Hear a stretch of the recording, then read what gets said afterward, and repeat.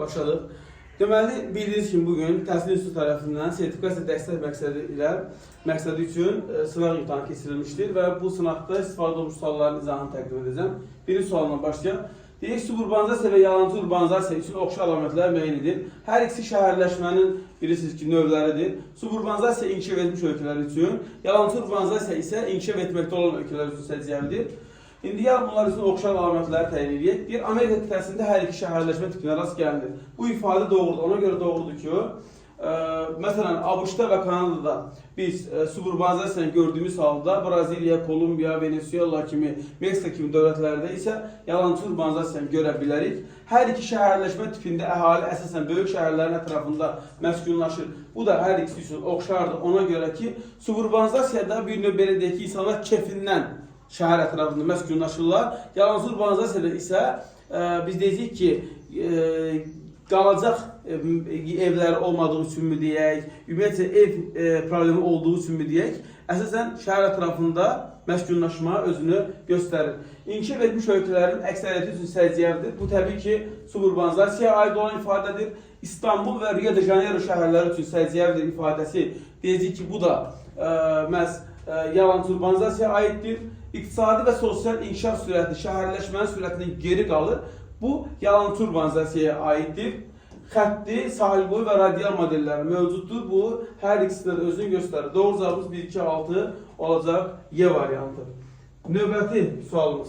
Günəş şüalarının günorta vaxtı maksimum və minimum düşmə uzaqlığı arasındakı fərqin önəmi. Fərqin 47 dərəcə bərabər olduğu coğrafi enlikləri müəyyən edin. Təbii ki, biz burada hər birinin maksimum və minimum düşmə uzaqlarını tapmalıyıq və ona əsasən müəyyənləşdirəcəyik ki, hansında maksimum və minimum düşmə uzağı 47 dərəcəyə bərabərdir. Ümumiyyətcə, 22 dərəcə cənub enliyində günəşin maksimum düşmə uzağı 90-a bərabərdir. Niyə? Çünki 22 dərəcə cənub enliyi tropik şiqama quşağında yerləşdiyi üçün maksimum düşmə uzağı 90-dır. Eyni zamanda 18 dərəcə cənub enliyində də günəşin maksimum düşmə uzağı 90-a bərabərdir. 23,5 cənub enliyində də günəşin maksimum düşmə uzağı 90-a bərabərdir. Bunu buradan aradan çıxartdıq. İndi baxaq görək. 22 dərəcə cənub enliyində günəşin minimum düşmə uzağı nə qədər olacaq? Deməli, 90 dərəcə minus 22 plus 23,5. Bu da bərabər. Eləcə bu 45,5. 90-dan da 45,5'i çıxdığımız zaman olacaq 44,5 dərəcə. İndi 22 dərəcə cənub enliyinə maksimum düşmə uzağı 90'dır, minimumda oldu 44,5. Bunun fərqi, yəni maksimumla minimumun fərqi nədir? 45,5'ə. Deməli, birinci 22 dərəcə cənub enliyində günəşin maksimum və minimum düşmə uzağı 47 dərəcə olmalı. Ona görə avtomatik olaraq A variantı çıxır. İndiyə baxaq görə 72 dərəcə şimal enliyi. 90 dərəcə minus 72 dərəcə şimal enliyində günəşin maksimum düşmə uzağı günəş şimal tropik xətti üzərində zenitdə olanda qeydə alınır. 72-dən də 23-dən zəhmət etməni tarqat edir. 72-dən də 23,5 çıxanda idi 48,5. Bu idi 48,5. 90-dan da 48,5 çıxanda idi 41,5. Və bu 41,5 72 dərəcə şimal enliyində günəşin maksimum düşmə uzağıdır. Gəl minimumuna baxaq indi. 90 minus 72 plus 23,5. Bu da bərabərdir. Amma burada minimum tapmağa ehtiyac yoxdur. Bunu biz deyəcəyik ki, ona görə minimum tapmağa ehtiyac yoxdur ki, burada minimum zaten 0-a bərabərdir. Çünki 72 dərəcə şimal enliyində qütb gecələri müşahidə olduğu üçün minimum düşmə uzağı 0-a bərabərdir.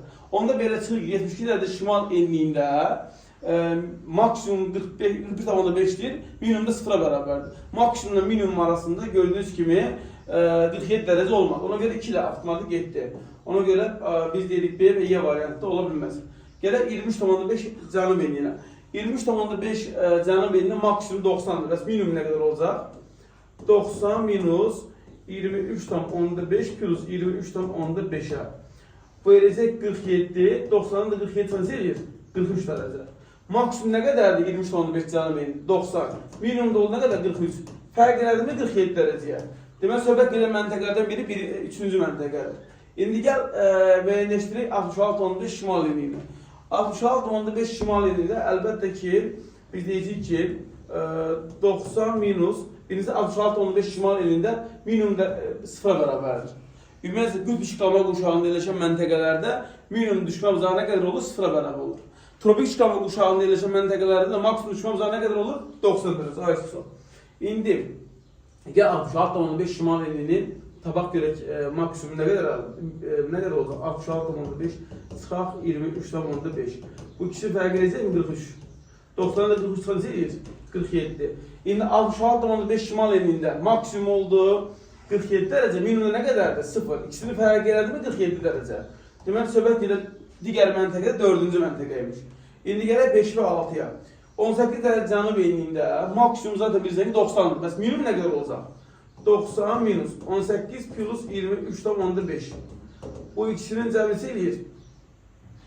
Deməli, 18 dərəcə ilə 23,5 daha dəqiq olsun. 41,5, bəli. Bunu 90'dan da çıxanda eləcə nə qədər? 48,5. Deməli, 18 dərəcə cənub enliyində maksimum 90'dır, minimum da 48,5'dir. 90'dan 48,5 çıxanda 41,5 edəcək. Bəli, gördüyünüz kimi 47 olmaz. Ona görə 5 ola bilməz. Gələk indi 58 cənub enliyinə baxaq. Birinci 58 dərəcə cənub enliyində olacaq maksimum nə qədər? 90 minus 58 minus 23,5. Bu bərabərdir. 58'dən çıxanda 23,5'i edəcək 34,5. 90'dan 34,5 çıxanda edəcək nə qədər? 55,5.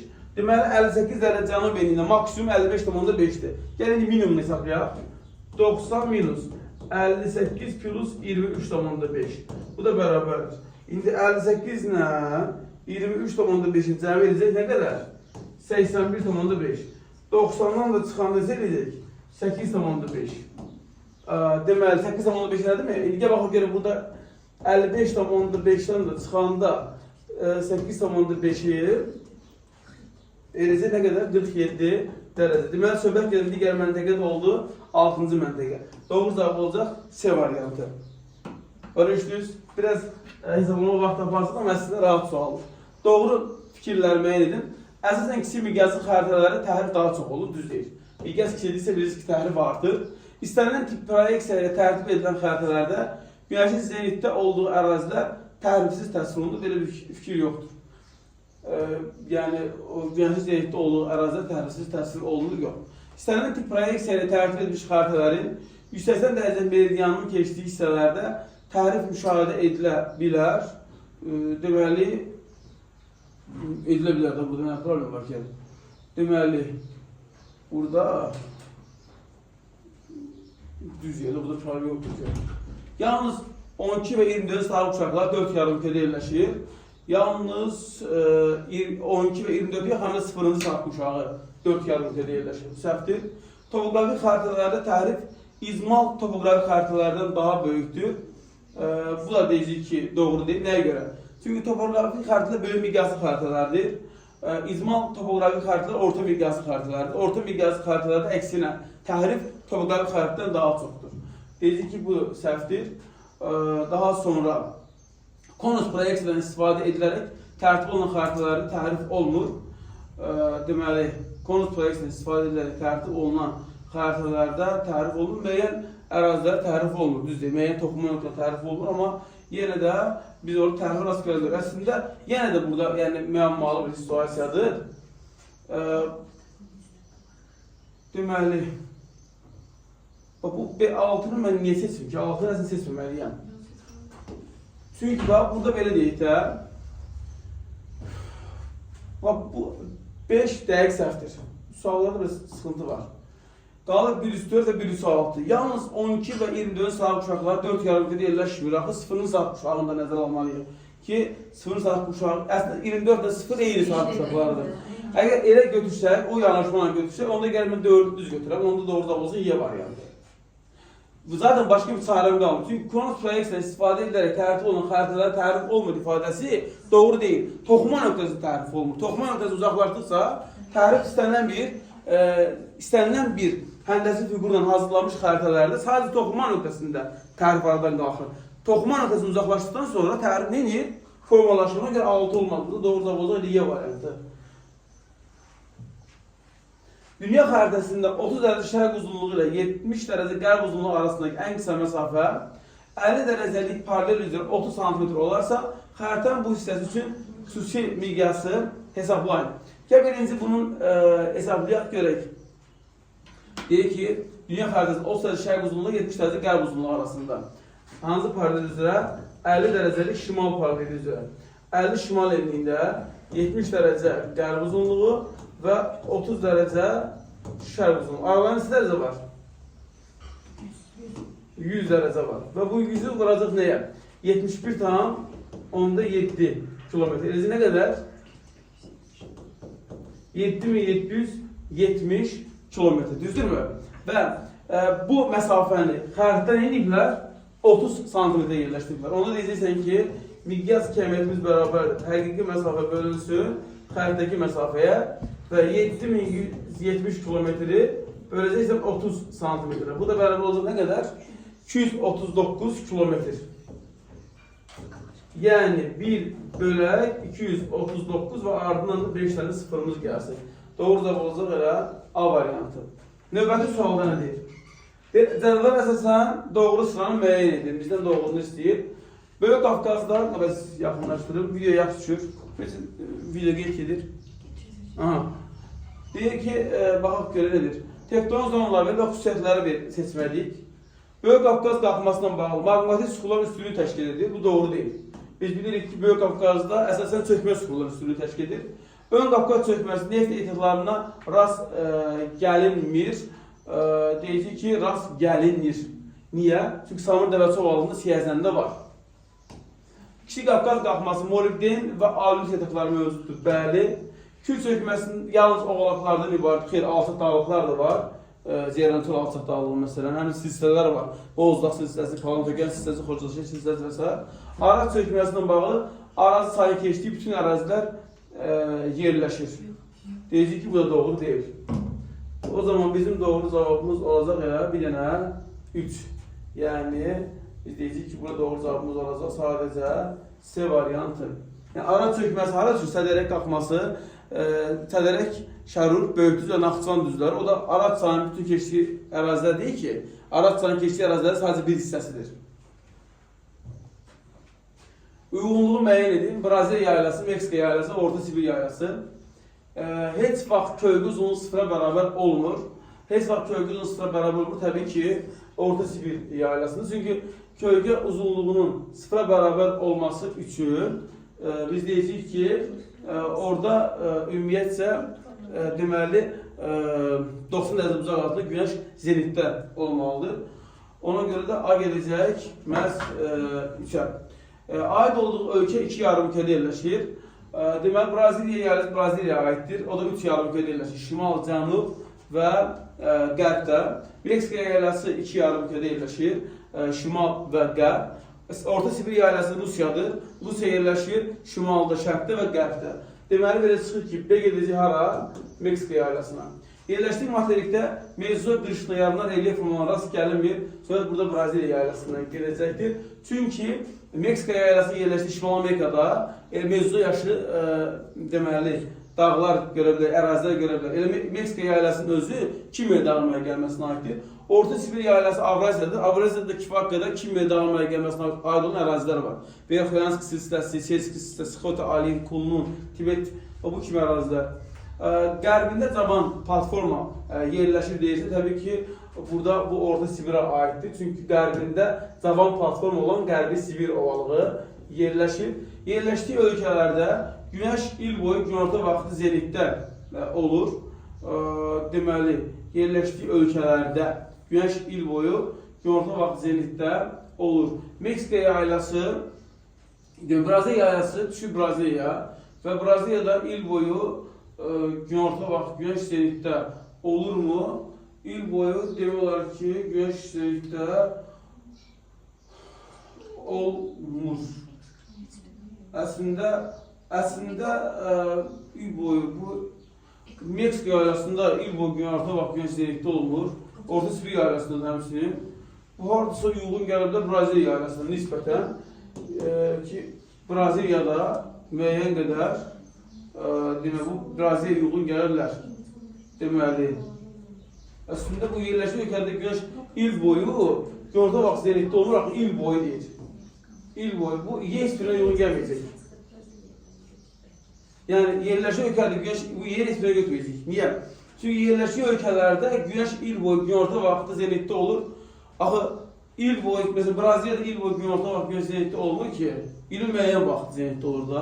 Ona görə ki, esprili uyğun gəlməyəcək. 1'ə C, 2'ə B, 3'ə də A, D olmağına doğru zakasında burada B variantı daha çox uyğun gəlir. 20-ci saat uşağın orta meridianında yerli vaxtı saat 22:40 olarsa, 95 dərəcə qərb uzunluğunda yerləşən məntəqədə yerli vaxtla saat neçə olacaqdır? Deməli, 20 saat uşağın orta meridianı hara düşür? Qərbdə yerləşdiyi üçün 24 çarpı 20 bərabər 4, 4 də vuraq. 15 dərəcə 60 dərəcə qərb uzunluğu. İndi 60 dərəcə qərb uzunluğu saat neçədir? 22:40'dır. 95 dərəcə qərb uzunluğunda 95 dərəcə qərb uzunluğu saat istidə bizdə. Əlbəttə 95 qərb uzunluğunda saat daha geridir. Aralarında bunların 35 dərəcə fərq var da. Sən də bilirsən ki, 1 dərəcəmiz 4 dəqiqəyə bərabərdirsə, 35 dərəcəmiz nə qədər olacaq? Eləcə 140 dəqiqə, ayısı ol. 140 dəqiqəmizlə bərabərdir 2 saat 20 dəqiqə. Demək 2 saat 20 dəqiqə daha geridir. Yəni olacaq 20 olacaqdır. Doğru cavab məhz D variantı. Cənub yarımkürəsində yerləşən limanları seçin. Təbii ki, burada doğru da B variantı. Dampir, Santos və Tubaran. Dampir Avustraliyanındır, Santos, Tubaran da Braziliyanındır. Bunlar Cənub yarımkürəsində yerləşir. Kure Yaponiyanındır. Tampa'da ABŞ-ındır. Bunlar Şimal yarımkürəsində yerləşir. Üzbüdən Risas Bay Cənub yarımkürəsində düşür. Valdis ABŞ-ın Alaska deməli ştatında yerləşən limandır, şimaldadır. Seattle ABŞ-ın qərbində yerləşir, bu da şimaldadır. Havard desə bu da Fransanındır, La Manche boğazında yerləşən limandır. Sonra Xark İranın İran körfəzindəki limandır. Singapur da Singapur limanıdır. İkisi deyirik ki şimaldadır. Kobe Yaponiyanındır, bilirsiniz ki şimaldadır. Doğru da burada olacaq B variantı. İqlim dəyərlərinin aid olduğu məntəqənin yerləşik şəhəri müəyyən edin. İndi burada tam olarak görmürəm bu temperatur nə qədərdir. Amma görünən odur ki, bu şimal yarımkürəsində yerləşən bir məntəqədir və burada yağıntılar daha çox yay aylarında görünür ki, düşür. O zaman Jakarta olmalı, çünki Jakarta il boyu yağıntı bərabər paylanır, temperatur da il boyu bərabər paylanır. Burada biz deyirik London olmalı, çünki yağıntı il boyu bərabər paylanır əsasən Londonda. Romada qışda düşür. Qalır burada Tokyo və Manila. Əslində yenə deyim, mən burada bunun temperaturu tam görəmirəm. Temperaturu nə qədər olduğu tam görülmədiyi üçün açığı qalır burada Tokyo və Manila. Tokyo və Manila.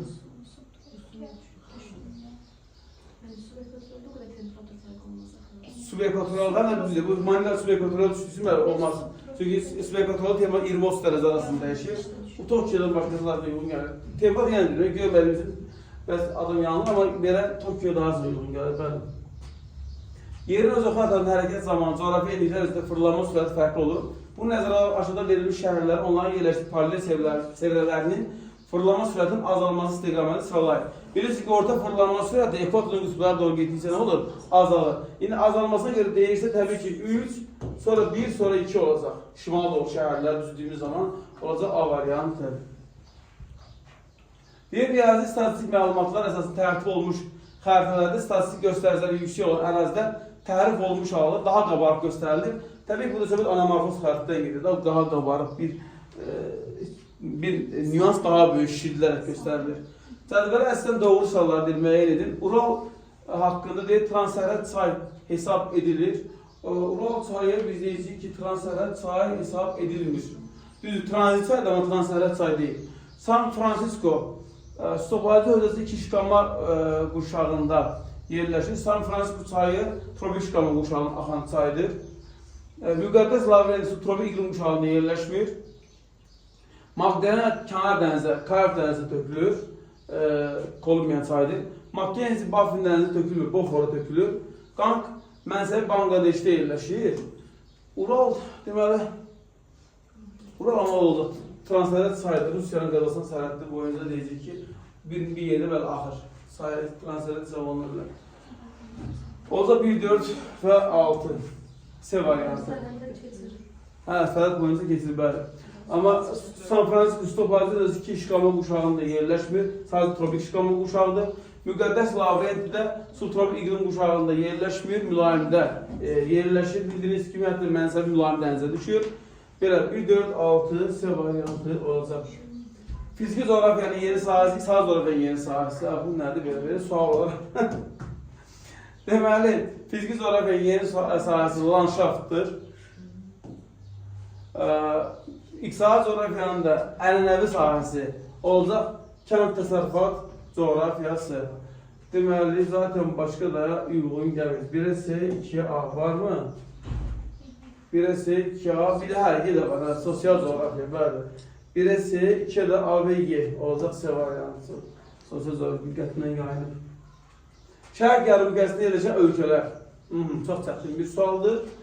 Deməli, Almanya, Efiopiya, Avustraliya, Braziliya, Kanada, İslandiyada 7-1-200.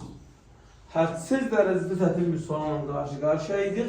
Orta miqyaslı xəritələrə uyğun gələn miqyas arasında yenə qəliz bir sualdır. Orta miqyasında birisində bir verək 200 bindən bir verək 1 milyona qədərdir. Onda 1 getdi, 3 getdi. Demək, bu nə verir? 2 milyon 500 bin bu da getdi. 300 min, 750 min, 600 min. 2, 4, 6. Xəritə sxemdə hansı faydalı qazın daşınması? Bu kömürdür. Bu kömüründür. Olacaq B variantı. Doğru olmayan fikirlərin müəyyən edin. Ən çox fiziki coğrafiyanın Böyük Qafqaz təbii vilayətindədir. Xeyr. Bu səhvdir. Ən çox Kür vilayətindədir. 6 fiziki coğrafiyanı var. Kür çökəkliyi təbii vilayəti 3 ölkə ilə həmsərhəddir. Deyirik ki, Kür çökəkliyi İranla, Qazaq Qarabağa görə Ermənistanla, bir də ki, Gürcüstanla. Bu düzdür. Gürcüstan, İran və Ermənistanın sərhədi var. Kür çökəkliyi və Kiçik Qafqaz təbii vilayətində gil ehtiyatları mövcuddur. Şimdi bizdə hər yerdə gül var da, maşallah. Kür çökəkliyi təbii vilayətində yalnız qışın mülayim keçən yarım səhra quruçöl iqliminə rast gəlir, bu səhvdir. Kür çökəkliyi təbii vilayətinin Qanıq Əyri çay fiziki coğrafiya rayonunda qışı qıraq keçən mülayim hissəyə rast gəlinir. Lənkəran təbii vilayətinin maqmatik suxurun nə işi var? Səhvdir bu. Orta Araz təbii vilayətində iqtisadi əhəmiyyətli filiz yataqları mövcuddur. Deməli, bildik ki, Orta Araz təbii vilayətində iqtisadi əhəmiyyətli filiz yataqları mövcuddurmu? Demirik, demişik. Demək, burada 2 və 3'ü çıxanda da orada 1, 4, 6. Amma bu demək deyil ki, 5 şeydir. Amma yox, 5 düzdür, 5 düzdür, 5 düzdür. 5 düzdür, əziz yoldaşlar. Niyə düzdür bilirsiniz mi? Biz deyirik ki, yox, maqmatik suxurlar arası gəlinir də. Paleogen və neogen mənşəli maqmatik suxurlar var axı. Biz niyə 5 deyir? 5 düzdür. Burada da deyirik ki, yanlış olan 4, 6 və 1'dir. Doğru da B variantı. Surekatural iqlim quşağında yaranan təbii zonalar müəyyən savanna və seyrək meşələr olsun. Endekar meşələr mülayimdədir. Dolu yapraklı meşə və kolluqlar Araq dəniz iqlim tipindədir. Tayqa mülayimdə, çöldə subtropikdə mülayimdə olur. Doğru cavab uzun sevdir. Sədələr əsasən doğru bəndi müəyyən edin. Braziliya federativdir və respublikadır. 1 düzdür. İndoneziya federativ unitardır. Qazaxıstan unitar respublikadır. Düzdür. Koreya demək. Koreya o kadar şey dedik ki, Koreya Xalq Demokratik Respublikası unitar da monarxiya deyil. Küveyt, biz dedik ki, unitardır və mütləq monarxiya deyil, konstitusiya monarxiyadır. Vietnam unitar respublikadır. Doğru da 1-3-6 olacaqdır. Doğru istəyir. Ölkəmizin ərazisində mövcud olan tranzit çayları müəyyən. Tranzit çay Arpa çayıdır, tranzit çay Qanıqdır, tranzit çay Ağstafa çayıdır, İsyan 2-3-4. Müəllim şagirdlərin Naxçıvan İqtisadi rayonunda olan çayların adını xəritədən tapmağı və tapdıqları iki çay arasındakı məsafəni hesablamağı tapşırdı. Şagirdlər tapşırığı icra edən zaman müvafiq olaraq hansı təhlil üsullarını istifadə edəcək? Əgər xəritdən tapıbsa vizualdır. Sonra məsafə hesablayıbsa kartometrikdir. S variantı. A ölkəsinin ümumi sayı 40 milyon nəfər, adam başa düşən üdəmədə 30 bin dollardır.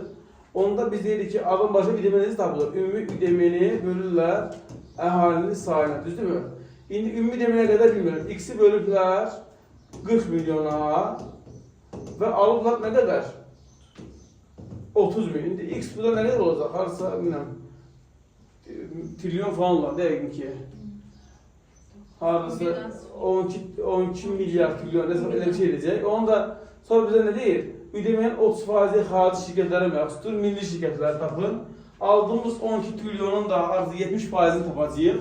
Çünki 30% xarici şirketlərə aidsə, 70% milli şirketlər. O da təqribən edəcək yerə 840 milyard dolar. İndi sıfırlarla burada da bir mübarizə aparmayaq. Quba Xaçmaz İqtisadi rayonuna aid olmayan inzibati rayon əlbəttə Xızı, çünki Xıza aid Abşeron Xızıya. Avustraliyada yalnız ətlik və ətlik südlü heyvanların inkişaf edib, səhvdir bu. Avstraliya şərqində südlü ətli istiqamətli heyvandarlıq görə bilər. Dəniz mühitində müxtəlif heyvanların yetişdirilməsi marikultur adlanır, düzdür. Çəltik əkinlər həm quraq, həm rütubətli isti iqlimə malik ərazilərdə ola bilər, düz deyil. Bizə məsələn ucarda falan quraq şəraitdə çəltik yetişdirməyə başlayırlar, sulama şəraitində. Həmən təbii formada rütubətli ərazilərdə də yetişdirilir. Yaşıl inqilabın baş verməsinin inkişaf edilmiş ölkələrin təsərrüfat strukturunda kənd təsərrüfatının payının kəskin artmasına səbəb olub xeyir. İnkişaf edilmiş ölkələrdə bilirsiniz ki, təsərrüfat sektorunda daha çox xidmət sektoru üstündür. Buraya quşçuluq kompleksi əsasən istehlakçılara yaxın yerləşdirilir, düz deyir də, iri şəhər aglomerasiyaların ətrafında olur. Rusiyada həm şəkər qamışı, həm də şəkər çuğunduru becəri səhv deyil. Şəkər qamışı yoxdur Rusiyada, şəkər çuğunduru var. Doğrudan 205 olacaq burada. Böyük yedili qrupuna aid olan ölkələr Fransa, məsələn, Kanada və Yaponiya. Biz deyəcəyik ki, böyük yedilikdə var. Deməli, burada Fransa var, Yaponiya var və Kanada var, 1-4-5. Rusiya bəli, böyük 8-likdə var. H məntəqəsində təzyiq nə qədərdir?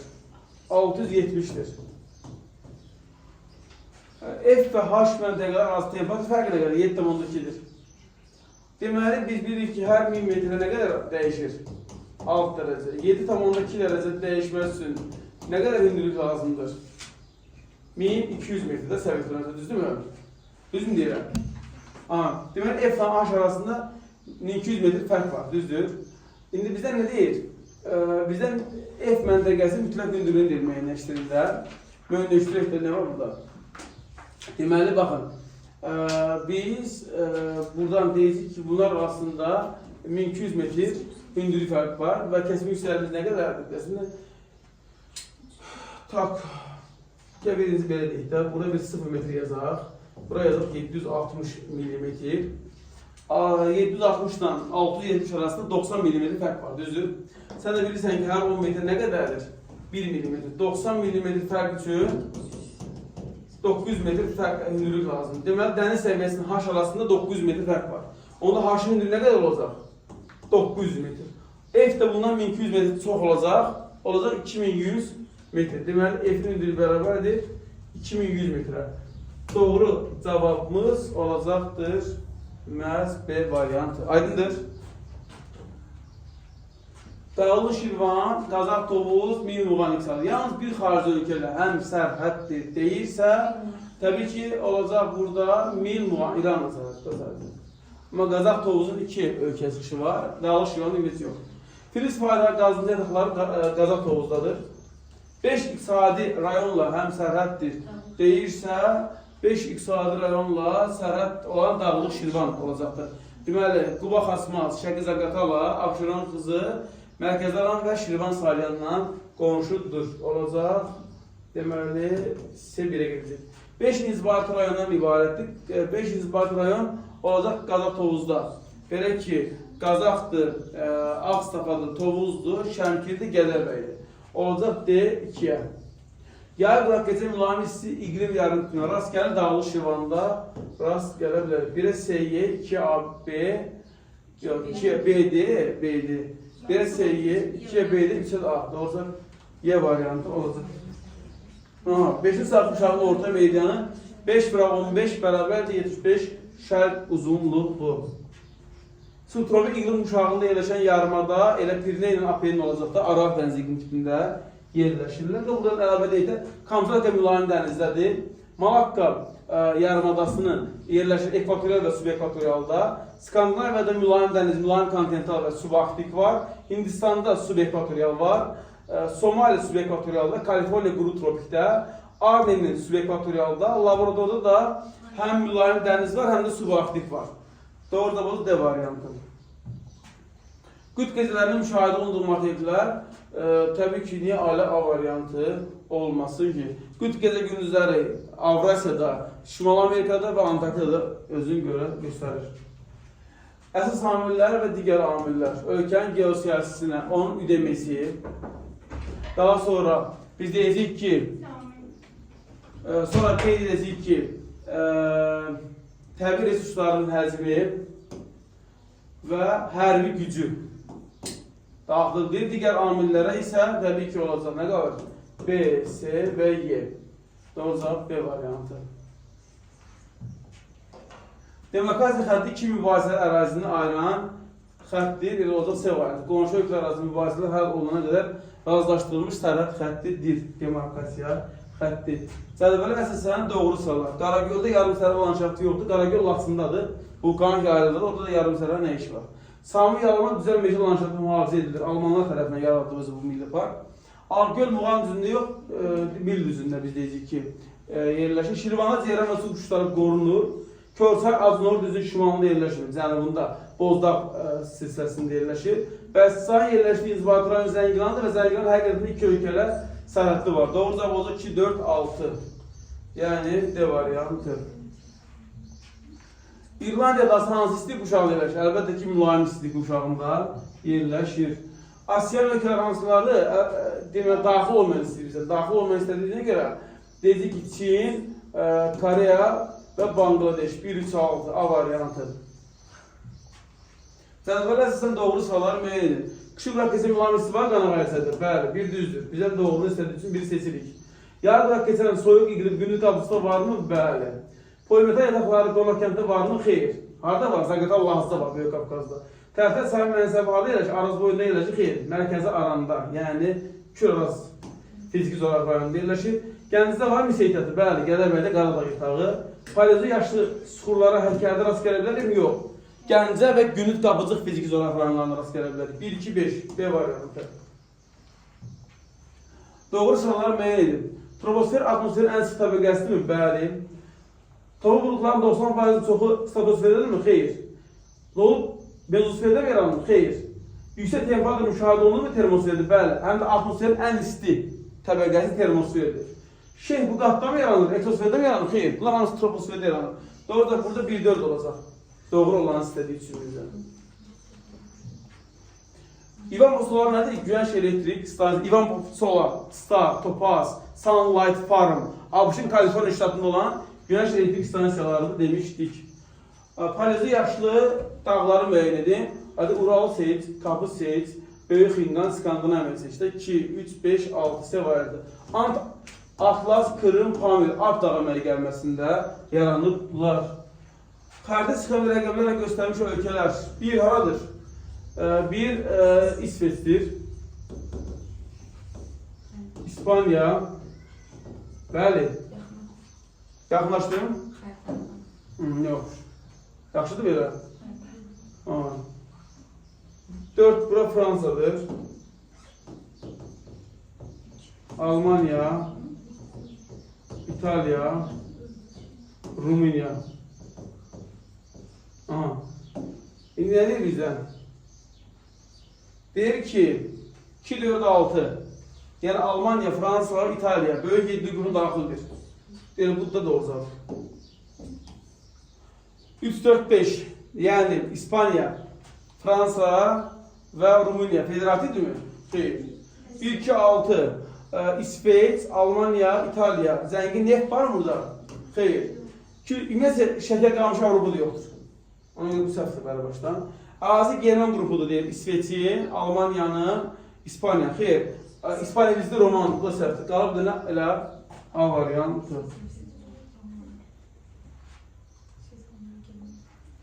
Eğilirmen diagramı Şimal Amerika'na Cənubi Amerikanın oxşar cəhətini seçməlikdə deyir, tamamlayan bəndi müəyyən edin, edəklər. Cavan dağlar ikisində də var, hər ikisində də aiddir. Sahələri üç okean sularından yuyur fikri Şimal Amerikaya aiddir. Üç işğalma quşağında yerləşən yenə Şimal Amerikadır. Çünki Cənubi Amerikada iki işğalma quşağı, tropik və mülayim. Mülayim dəniz iqlim tipinə hər ikisində də rast gəlinir. Yerləşik litosfer tavası, Afrika litosfer tavası ilə həm sərhəddir, bu ikisi də aiddir. Qütb gecələri bu təbii ki Şimal Amerikaya aiddir. Tamamlayın, mən nə oldu? 1-4-5 B variantı. Neçə dəqiqə danışıram? Cədvəldə sən doğru sayıları müəyyən edir. Kvars kum qubaqda yoxdur. Mərmər lerikdə yoxdur. Daşkəsində alulit var. Lasında civə var. Zəngəndə qızıl var. Ümumiyyətlə daş kömürü bizdə yoxdur. 3-4-5. Fiziki aşma harda ihtiyac olacaq? D variantı. 301-ə 1200-də. Bu subekvatorialdır. Subtropik, Araq dənizdir. Bu ikisi də subekvatorialdır. Bunlar üçün nə istəyir? Doğrunu istəyir. Keçici iqlim quşağıdır. Yağıntılar mövsüm xarakterini daşıyır. Bir də ki, olacaq əkinçilik üçün təbii şəraitləri əlverişlidir. Nisbətləmə misal vahiddən böyük deyil. Bunların üçündə də nisbətləmə misal vahiddən kiçikdir. 0,8, 0,9-dur.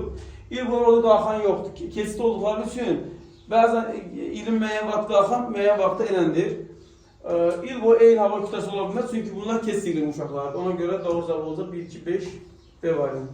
Hələ mən xırdaladım, bu suallar nə var? Bu suallar uzağı 20 dəqiqə həll olacaq suallar. 1036 Zaqatala. 1402 olsaydı Lənkəran, 571 Quba.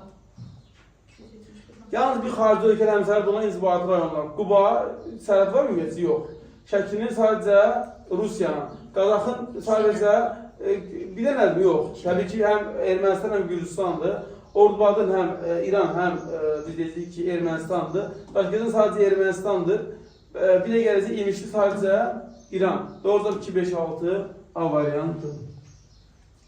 Tükənən və bərpa olunanlar deyirsə, tükənən bərpa havadır. Torpaqdır, sudur da, 1-4-6. Dəmirdir, daş kömürdür. Bunlar tükənib bərpa olunmayandır. Geotermal dünyası tükənməyəndir. Verilmiş A ölkəsi müəyyəndir. 3 yarımkədə yerləşdi. Həm tropik, həm mülayim işğalma quşağında yerləşdi. Dəmir boksitdə olsun. Yerləşdiyi materialda qütb buzu görünsün. Deməli, ümumiyyətlə Hindistan 3 yarımkədə yerləşmir. Deməli, Kongoda dəmir filizi ehtiyadı biz boksitdə qeyd edəmirik. Meksika 3 yarımkədə yerləşmir. İspanya 3 yarımkədə yerləşməsinə. Amma və lakin orada dəmir və boks ehtiyatı qeyd edilir. Amma Braziliya 3 yarımkədə şimalda, cənubda, qərbdədir. Həm tropik, həm mülayim işğalma quşağında yerləşir. Dəmir də var, boksiti də var. Və yerləşdiyi Cənubi Amerika materiali şimal hissəsində qütb bulutu görünür. Olacaq Y variantı. 49-da. A ölkəsi 2020-ci il üçün tərtib edilmiş yaş ciz piramidasının əslində doğru fikirləri müəyyən edir. Bu da uşaq sayısı olsa demək bu nədir? İnkişaf etməkdə olan ölkədir. Təbii artım ikinci tip səciyyədir. 10 il sonra əhali orta sıxılır. Niyə az olsun? Niyə artıq gedəcək? Orta ömür müddəti burada yüksək deyil. Əksinə bu tip ölkələrdə orta ömür müddəti aşağı olur. İqtisadiyyatın 4-cü sektoru yox. Burada olsa birinci və maksimum ikinci sektor olurlar. Qərb Avropada yerləşmir. Bəli.